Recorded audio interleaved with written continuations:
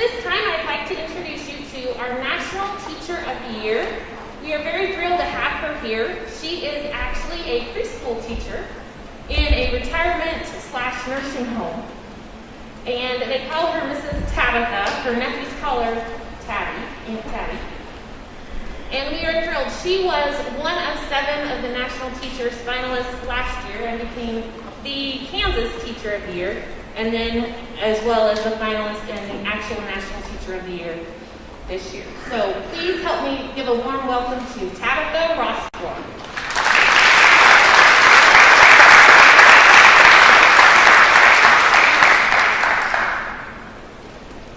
Can you hear me? Is this okay with my mask? Okay. Let me get set up here. I'm going to move my pocket. Okay, so I'm glad you can hear me in this mask. Honestly, if I had to take it off, you wouldn't want to see the mess that I've made as the makeup. I spent an hour applying this morning. But I also want to say, teachers are great at talking to kids.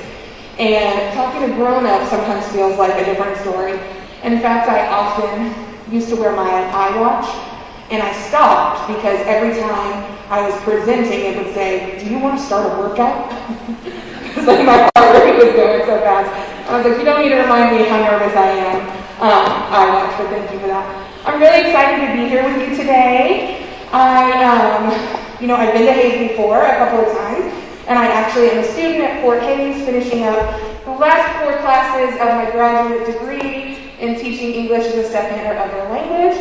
And I'm really excited to be here, just in partnership with Fort Hayes and with Hayes Public Schools. And here we also have teachers listening for notes.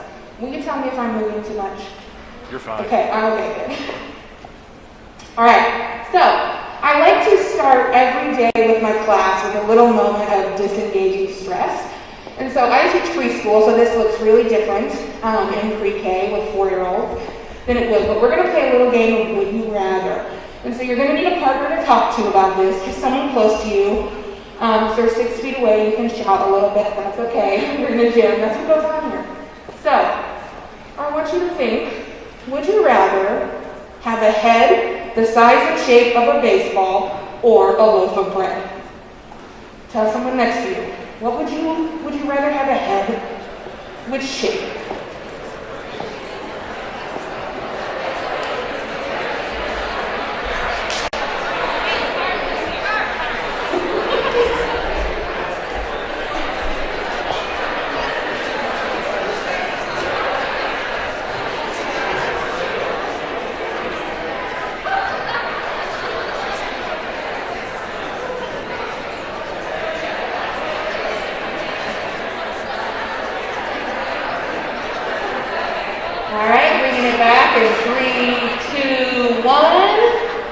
Move on to our next question. Would you rather live without the internet or live without AC and heat?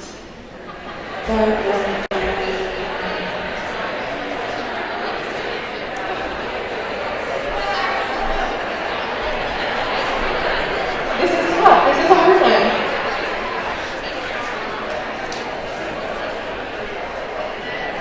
I want to say internet, but I am loyal. Okay. Would you rather eat a small can of cat food or 2 rotten tomatoes? Choose wisely. I've got some giveaways.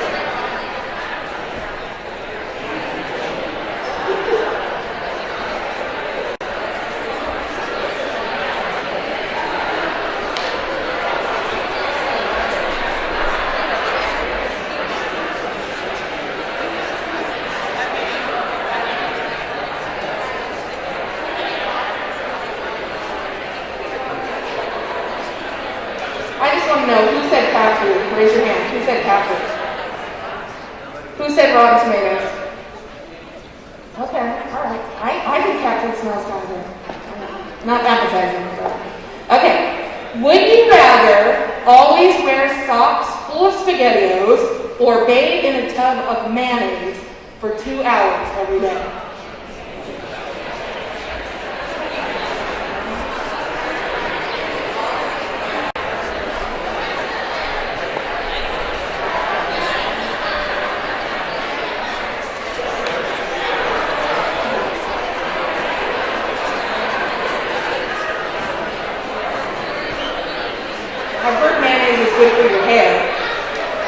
mom used to wash her hair with me. Okay. Would you rather live with 500 spiders in your house or 5 spiders in your bed?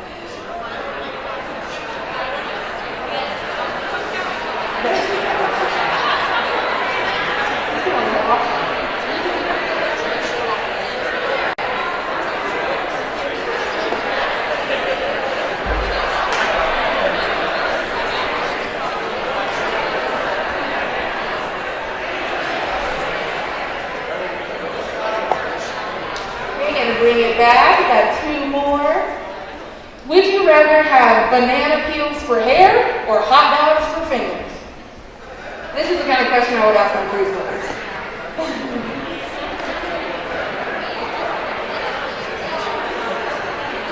Here's my banana peel.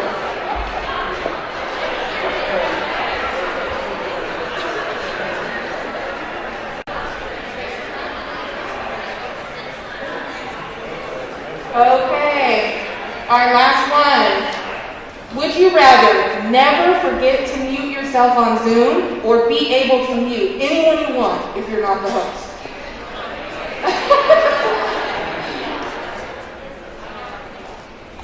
I heard a resounding mute anyone you want. Me too, especially at staff meetings. I mean, I love staff meetings, they're so fun.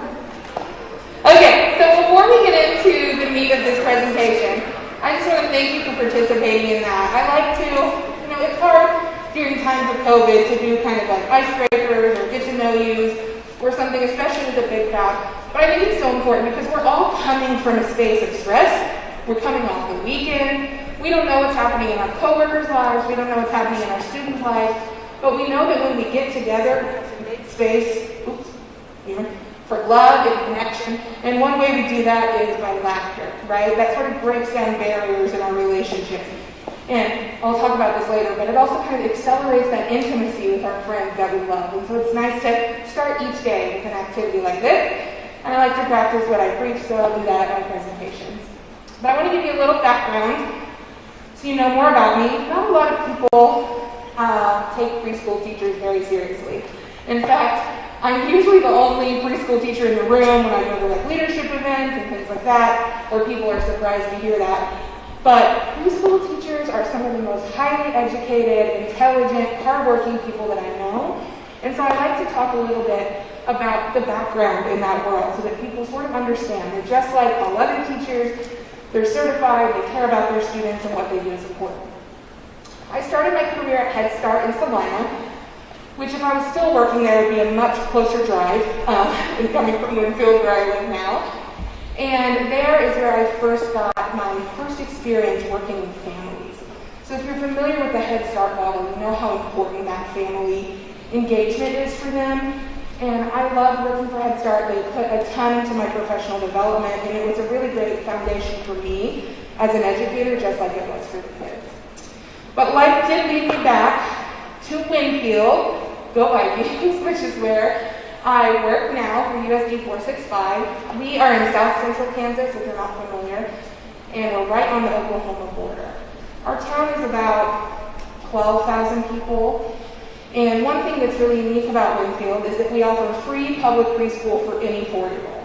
So regardless of income or ability, you can come to school for free in at least a half-day program. And that does happen in other communities too, but I didn't know how unusual that was when I started working. My friends in Houston or Chicago would call me and say, how do I get my kid into school in a program like yours? And I'd be like, just call the district office and be like, I want to enroll. And they said, we don't have that. We have 4 paid programs, or you have to qualify with one of these indicators for funding. And so that's part of my dream and my mission as a teacher, as National Teacher of the Year, is to push for universal pre-K. So I won't get too much into the weeds with that, but it is definitely something that I care about. So, like was mentioned before, my classroom is housed in a really unique program, kind of area inside a nursing home and retirement village called Cumbernauld Village. Now, it's the pandemic, so we're not open this year. I'm actually on sabbatical, but my long-term sub, she's teaching back in our early learning center. And so that's really hard for me to not be with them and to not know what joy my students could be bringing our volunteers, and I'll get into that a little bit more later too. But one of the things that I miss the most about the classroom is the stories. Okay, like my friends are always like, you should write a book. And I was like, maybe a desk calendar, because I don't really have a lot of collective ideas. But they say really funny things. So for example, who knows how important plan time is? Raise your hand. You need your plan time, right? Okay. Some people are like, nah, I could do without. I'm telling you, school boy. Just kidding. Sorry. There's a classic problem. At preschool, when you teach a full day, you don't have specials, right? There's nobody there to take your kids. So my kids have a rest time. It's nap time for 1 hour. And that is my plan time. It is super important. I need them to rest. I get them all little eye masks. We play gentle music. They lay on their cot. I'll pat their backs or read them a story, whatever we need to do so we can get some work done at that time. One of my students asked me one day if I would sing him a song. And I was like, sure. I have a background in show choir. I was in some musicals. I'll do that. And so I started patting his back and singing him a song. And almost immediately he said, oh, never mind. I'm already asleep. I was like, but that kid, however hilarious he was also one of the most dysregulated, out of control kids I've ever had in my class. He was the kind of kid that comes to you just in such desperate need for connection that at the end of the day, you're wondering, like, what am I doing as a teacher? Am I doing anything right? What else can I do to provide for this kid? We all can think of a kid like that in our lives, or more than one, maybe, in a really challenging year. But that little boy, I'm going to go by this one more time. That little boy, while so sweet and ornery and just dysregulated, he really reminded me of someone really close to me. And that is my big sister. So we grew up, my family's from Alabama, so we're like, roll tide. We're like loud and crazy and, emotional and over the top. And, by all appearances, we were this typical middle-class family with 3 kids. But behind closed doors, in addition to being loud and unruly, there was a lot of emotional trauma happening. Verbal aggression between my caregivers, lots and lots of other deep family things that I won't get into today. But I think that I just say this to remind you, not that I blame my parents or that we should. I know that my parents were doing the best that they could with what they had and what they knew how to do. But my sister really struggled. She not only had academic struggles, she had lots of emotional struggles. She had things like big fits and constant crying, night terrors, separation anxiety, just a number of things going on in her life that made it challenging for her.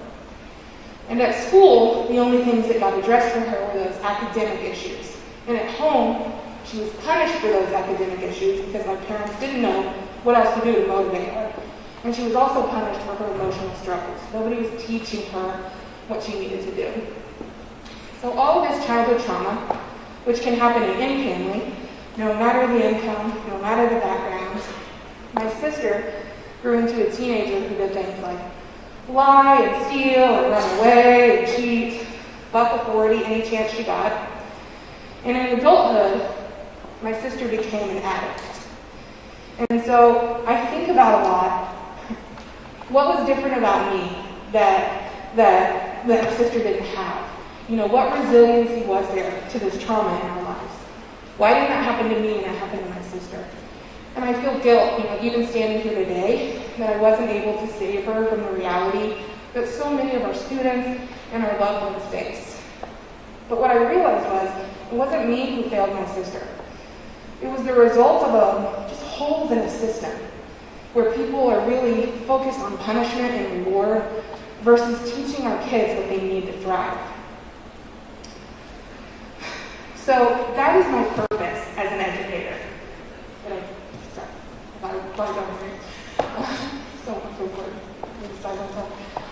My sister is, I think about her every time I'm interacting with a kid. She is my why in education. And I think really early on in our careers, people ask us a lot why we want to be a teacher. but they don't ask us that a lot, a decade in, like I am now, or 25 years in, and we don't get a chance to think about that. But I want to give kids in my care the chances that my sister didn't get. It's my dream that no child should ever have to live a life where they don't know how to deal with the trauma that's going on at home. I know that I can't change everything for kids, but I can make their stories one of hope and strength when they're in my classroom. And so I talked to you a little bit earlier about my classroom that's housed inside of a nursing home, and I'm going to show you a video about that program so you can kind of get the full idea of what that looks like. Let's see if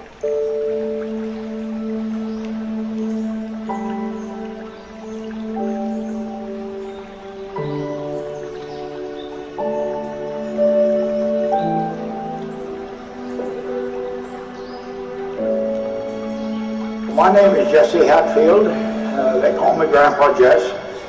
I'll be 91 years old next week. Greet the children every morning when they come in at the quarter of 8.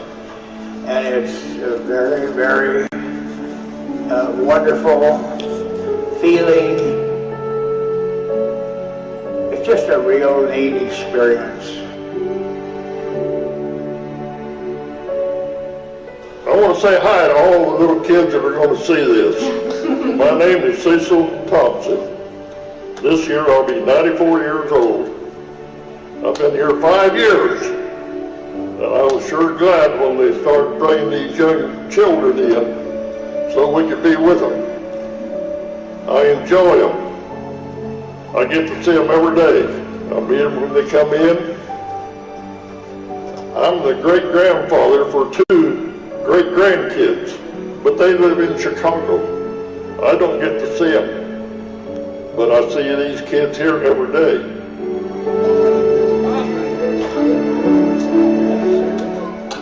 My name is Betty Long, and I'm a grandma to the kids. I enjoy coming down and reading to them on Monday, Wednesday, and Friday, and usually on Tuesday and Thursdays I come down and play with them. And they're just very enthusiastic, very, very loving.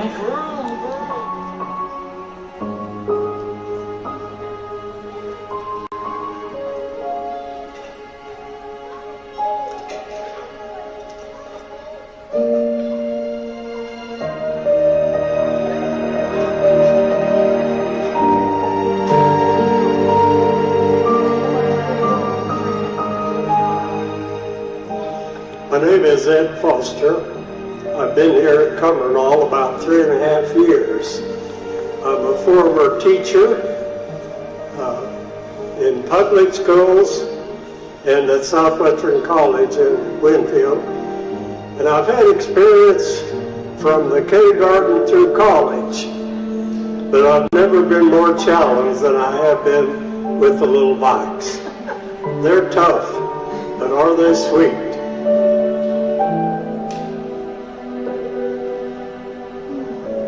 What do you think, Roger? What do you like to do with the kids? With the kids? Oh, I just like to be around them and interact with them.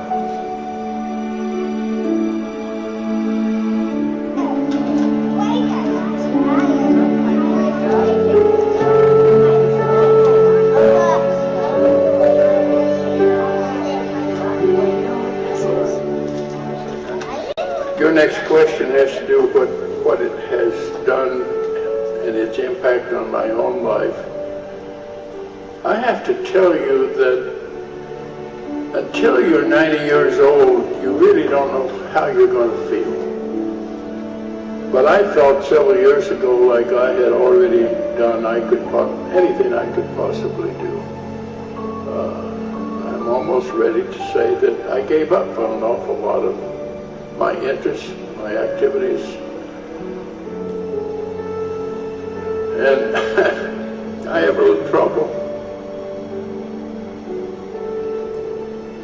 expressing this, but I wake up in the morning so totally different than I did just a year ago. I have a reason for getting up. I have sung all my life, but I've never had the feedback that I get for singing for these kids. Now I see little 4-year-old kids responding in a way that I have never received before.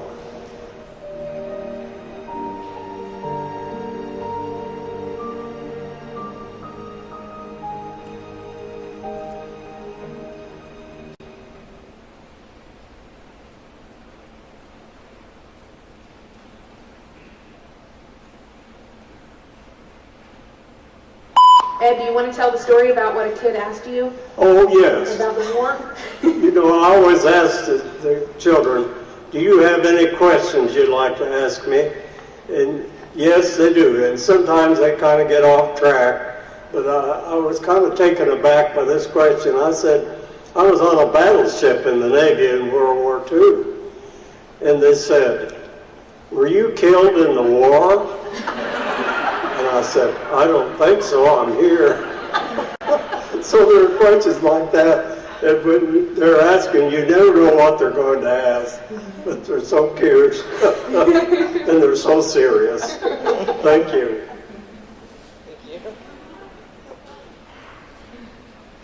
So you can definitely see the joy and the love that happens with those connections there.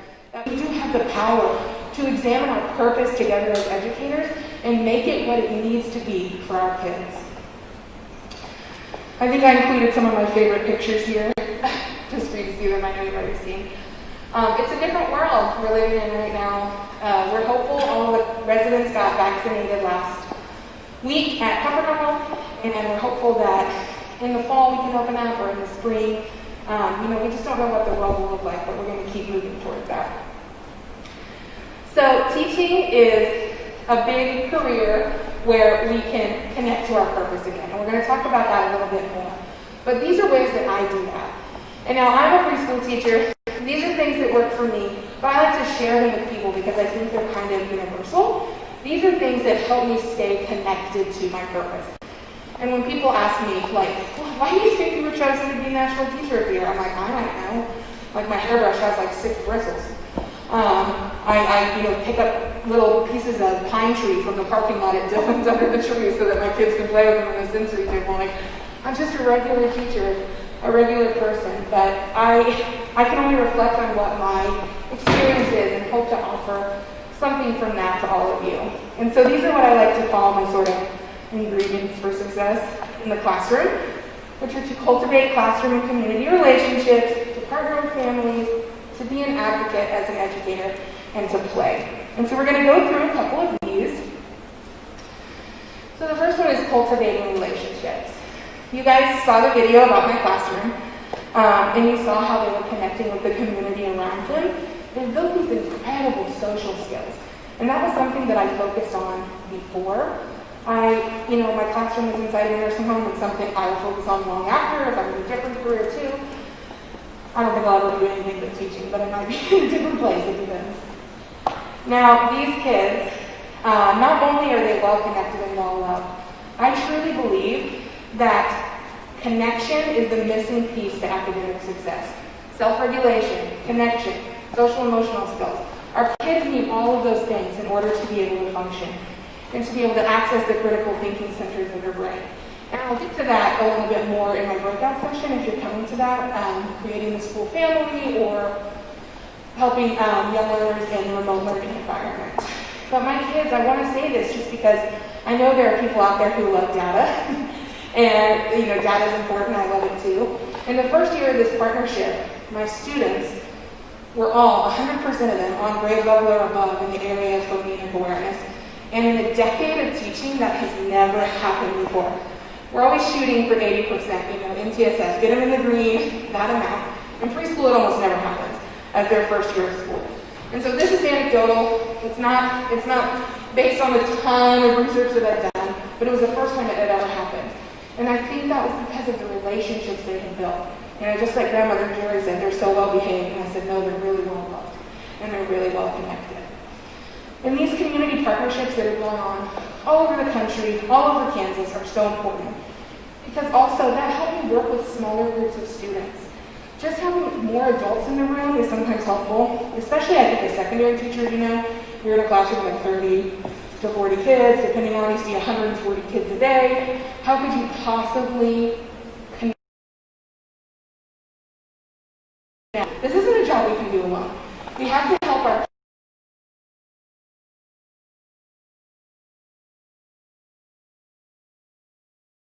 and that is part of our job as educators to help facilitate that.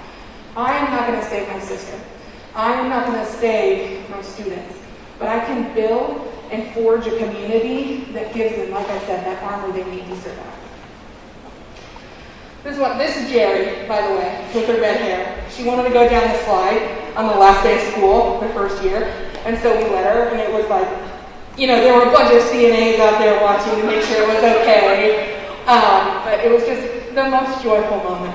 I didn't realize how connected I would feel to the seniors in the community and how much I would miss them when we got together. So the next thing that I think is really important to any teacher at any age level is family partnerships. So you're all a part of your family, right? For better or worse. Sometimes I'm like, man, I wish I could go to someone else's family Christmas. It's a struggle sometimes being in my family. I love them. But kids come to us a part of a family. And when you become a parent, there is no manual given. They let you take that kid home in a car seat, and then you're on your own. And so I think that as teachers, we have a service as people who are trained in developmental psychology and milestones and understanding kids to share that passion and that knowledge with families in a loving way. And when we do that, the results can be really beautiful. I think that sometimes people think of home and school as two really separate entities, and they are different. They do serve different functions, but we can be an extension of each other, and we can help families understand what they don't know. These are just some pictures of ways that I've done that, but there are lots of ways to do it. One of the biggest things I found out was I love to participate in big family nights at school and do things with the whole school, but where I could really make a difference was with the families of the kids in my class. And so you can start small, right? There's no way you're going to connect with hundreds and hundreds of students and families every single day. As we've all been logging those meaningful contact times with families during the pandemic, we know how hard that is. But you can start within your circle of concern and where that is. And so for me, that was doing things with my class. Now, granted, I only have 16 students, so this looks a little bit different. I just have them for every subject. Doing family nights at your classroom, inviting them to your Zooms, and if you're online or in hybrid. I know a lot of schools have restrictions right now and they can't bring any extra people into the school, and that's fine. But making your school and your class a place where families are welcome and they feel a part of is really going to pay dividends in the lives of your kids. For my kids, it helps because they'll be like, "Are you friends with my mom?" And I'll be like, "Sure am." So she's going to know what's up today. Really helps us sort of be on the same team. One magical thing that I found about bringing families into my classroom was that the families, they valued that time. It could be as little as me showing them how to read a book and ask engaging questions and, showing them their kids' work and bringing them into the space where their kids are spending 8 hours every day, sometimes more time than that. But the parents just really loved to be included, right? And at preschool, I know that it's easier. Everyone's so excited for their kid to be in school in preschool. By the time you get them to high school, they're like, "Do we have to go to parent-teacher conferences? Are you failing? Okay, then I'm not going to worry about it." And so I feel like secondary teachers have to make even more of an effort, which isn't totally fair, I agree. But sometimes they do have to make more of an effort to get that involvement with families. One thing that I love doing, and it's a super possible thing during the pandemic, was I hosted a book study with the families of the students in my class. I had a particularly challenging class one year, and I thought, oh my gosh, we are not going to make it through unless there are some changes here and some changes at home.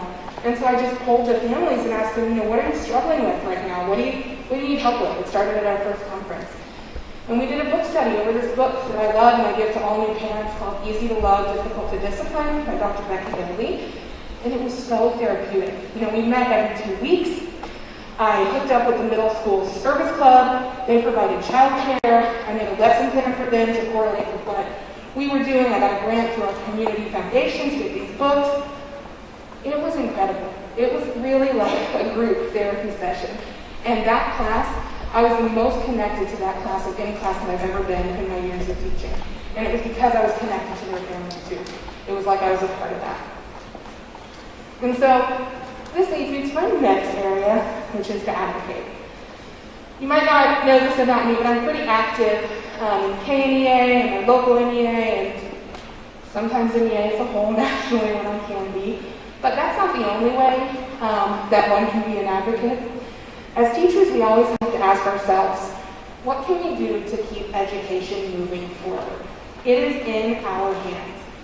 We have administrators, we have principals, but I like to remind people this lesson that I learned at the Kansas Leadership Center. Who's familiar with the Kansas Leadership Center? Anybody in here? No? Okay, great. So this almost seems like my idea. It's not. This is somebody else's words. Leadership is an activity, not a position. And I think about that all the time. I love my principal. She does a great job, but she is the authority in our building. She is not the only leader. We all have a responsibility and a job to keep advocating for our kids, advocating for our career, and advocating for what we know is right in our school. So when I became National Teacher of the Year, the people training me were like, you should make some quotes on Canva of things you've said. And then I was like, then I just share myself or what? So this is one of those. You're welcome. This is something I say about education all the time. And it's that you can love something an awful lot and still want it to change and grow. Loyalty to the way it's always been serves the past, but educators serve the future. And so we have to think about where do we want to go, and just connecting this to your purpose, right? Reminding yourself every day, why am I doing this? Is this homework serving my kids? Is this detention serving my kids? Is this assignment serving my kids? We have to think about that purpose in everything that we do. We have to make time for it, and we have to remember that it's okay to not do things the way we've always done them. You know, not everybody has a loud voice. I don't know if you can tell, but I'm kind of a loud voice. There are leaders of every different kind. You know, when I think about one of my favorite leaders that I used to work with, she was a really quiet voice. Her name was Jenny, and you wouldn't have looked at her and thought she could be in charge of a room. But the thing was that she brought this presence that no one else did. I'm still right there. At our staff meetings, she was super quiet, but she was super loving, and everything that she said made sense. She spoke when it was the right time, and didn't speak when it wasn't the right time, like I often do. And so leadership looked a little bit different for her. You can be an advocate at the bus stop. You can be an advocate on Zoom with your families. You can be an advocate in the hallway with your peers. It doesn't always look like being the loudest person in the room. And so this brings me to my last sort of ingredient for success, which I think is to play. And sorry, I really get off my notes all the time. So I know that it might sound strange for me to be telling people of all levels, like, hey, you need to be playing in your classrooms a lot more. I don't see any toys in there. That's not what I mean. But it's going to sound a little bit stranger because I also want you to play as an adult. I like to advocate for that as well. Play is a really important part of life that I think people forget about sometimes. And where are my coaches at in the room? Coaches? I pegged you from a mile away. All you guys together. Thank you for coming. And you guys know how important play is, right? Your kids are playing, and they're building a team through that, right? It's not the same to just sit in a room with someone as it is to share responsibilities and play something and have a stake in something all together. Play really does build community. Play also decreases worry. I am a person with anxiety, and what gets my mind off of things that I can't change or I worry about all the time is distracting them with something playful. Play also fosters connections and relationships, or like I talked about with our sports teams and other organizations that we have. It's also a stress reliever. Okay, play looks different at every age, but again, if you're worried about something, feeling stressed, getting yourself out of the zone, play is important. You know, I want to go back to this one actually, fosters connections and relationships, because I have this story. I've been married to my husband 6 years. We've been together about 10, bless his heart. And one time we were in the driveway and there was, I think it was like our first year of marriage, and he said, you know, I want you to sing this song as bluesy as you can. Like, let me hear your bluesiest voice, whatever that means. And I couldn't do it. Like, I have a history in theater. I was in the improv comedy troupe on campus. I used to think I wanted to be on SNL, which was obviously not the case. Although, teaching is about 90% theater, so I feel like I use those skills all the time. But in front of my husband, I could not be a fool. Like, I was too nervous to do it. This person that I'd chosen to spend the rest of my life with. Eventually, he talked me into it, and we laughed until we cried about how ridiculously we were singing this song in the car. That play accelerated intimacy in our relationship, that playful moment. When you think back on all the fun that you've had with your friends, it usually involves moments like those. Play also increases problem-solving skills, which is what we want in our learners. We want them to think critically. We want them to get outside of the box. These are buzz phrases that we often use, but they are really important. Play is an investment in yourself and your well-being. I play all the time, okay? It looks different as an adult. I play Dungeons and Dragons every other Friday night with my friends online on Roll20, if you guys know what that is. You're awesome. Also, I have a dance party with my cats every Friday. I love to play with my students and go sledding and play games. These are ways as an adult that we can do these things for ourselves and be better people in the classroom, and we can bring that to our kids. We can also be better people just in our lives in general. So, teaching. I said earlier that I wake up every day and I want to go to work. This is a career like no other. In talks with my friends, not only do we always know where to apply, right? It's a little easier for us to find a job because just Kansas teaching jobs like home. But it's also something that we get to feel value in every single day. We have the ability to have ownership and to be creative and to be advocates and to have a voice and to demand representation. We have that. We have the ability to build relationships and build connections with our kids and with our community. We get that as teachers. And this year has been harder than any other year. I'm not in the classroom this year, but I'm super connected to what's going on in my community and in other places around the country. And I can't thank you enough for every day putting your life on the line and for bringing to your kids the experience that you know that they need in order to thrive. But this is one of my favorite quotes. The best thing about being a teacher is that it matters. The hardest thing about being a teacher is that it matters every day. And I think we've realized that during this pandemic. The community has realized how important what we do is. I don't know if you guys have been at all in hybrid or remote for any period of time, but I've got parents every day telling me they don't know how we do what we do. Now, I want for you to a minute, if you guys have a device, do your internets work in here? Your World Wide Webs? They do. If you have a device, a computer, I want you to open a new tab on that device and go to menti.com. I'm going to give you a second to do that.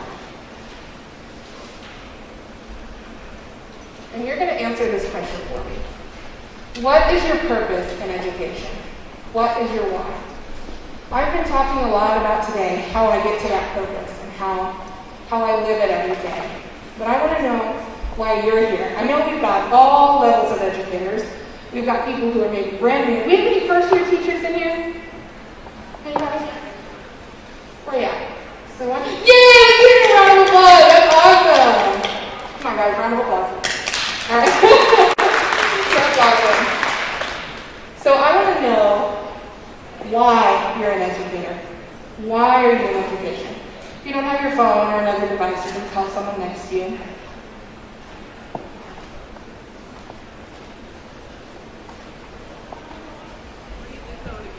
Oh, the code is, 9931367.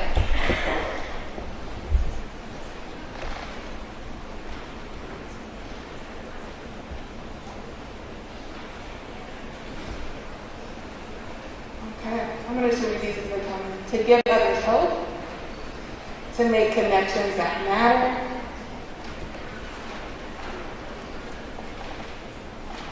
these will sort of flow. Open minds to new possibilities. Connections, there's that word again. Helping teachers be their best.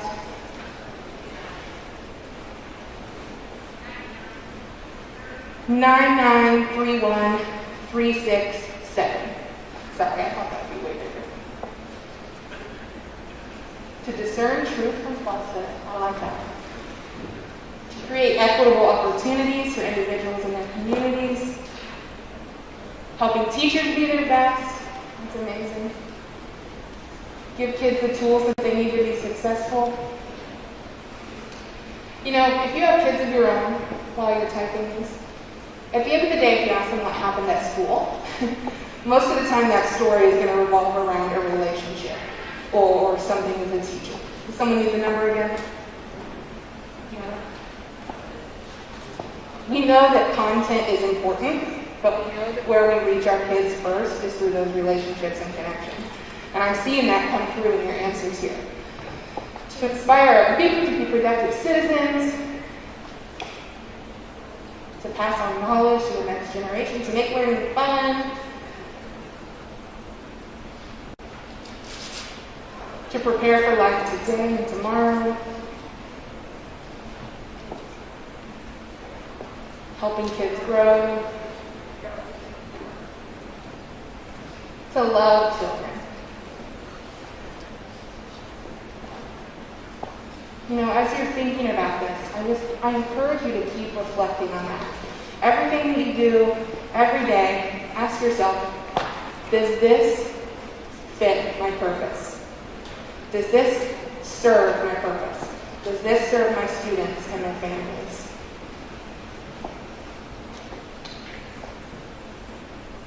To show students that school can be a safe and exciting place. I've seen the word connection so many times in here, and I've always thought that word is so powerful.